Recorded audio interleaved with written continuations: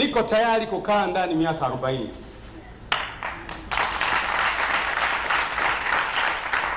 Mimi siogopi kukaa ndani, niko tayari kukaa ndani miaka 40.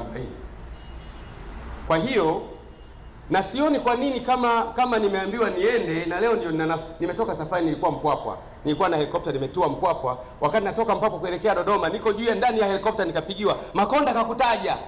Ikabidi nigeuke kurudi. Sasa nimeacha safari, si nikamwone muda huu nina muda. Nikamwone kama nikuniweka ndani aanze mapema, wenzangu watanikuta mle ndani. It's simple. Kwa sababu kama nia yako ni ya uovu, timiza uovu yaishe. Mimi nitakuwa ndani, lakini kumbuka wale wakati wanatupa chini, walipokuja kutoka ndani mle, mfalme akasema yule aliyekuwa amewasingizia naye aingie ndani. Waliingia ndani na simba wakavunja vipande vipande. Kwa hiyo kwa ufupi, mimi sina wasiwasi kaka. Swali lako litakiwa liulizwe na polisi. Hilo swali ndio polisi wangeuliza hata kabla hawajasema Gwajima anajihusisha na madawa ya kulevya. Cha kwanza, mimi ni daktari wa philosophy. Mimi ni daktari wa philosophy. Ni lecturer peke yake Tanzania kwa malecturer wa kidini ambaye husafiri kwenda kulecture nje ya nchi. Lecture yangu moja nalipwa $1,000. One of my lecture.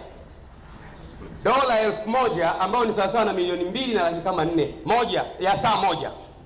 Nikienda kulecture Japan naweza kulecture miezi 3. Na mimi sijawahi kusafiri na hela mfukoni, hela zote zinakuja kwa benki mpaka hapa. Na mtu kama mwenye akili angeniita. Sasa kama swali lako itakuwa niite polisi kwamba una hela nyingi, hebu tuonyeshe unavyozipata, ningemuonyesha.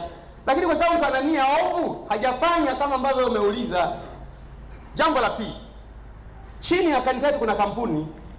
Chini ya kanisa kuna kampuni zinaitwa Mahanaim Organizations. Ni makampuni makubwa. Kuna Mahanaim Investors. Kuna kama makanisa mengine. Chini ya kanisa Katoliki kuna benki Mkombozi. Chini ya Efata kuna Efata benki. Chini ya KKT kuna benki. Kuna miradi ya kikanisa ambayo lazima wafanye. Kanisa inatakiwa kuhama kwenye kuambia watu wamwabudu Mungu tu, liwaingize watu kwenye economic factors, watu wafanikiwe, wamwombe Mungu, wafunge na kuomba, wale chakula wajenge na nini. Ndio kazi ya kanisa. Lakini sasa ukiona mtu kama mimi ninakoelekea, kama naelekea mimi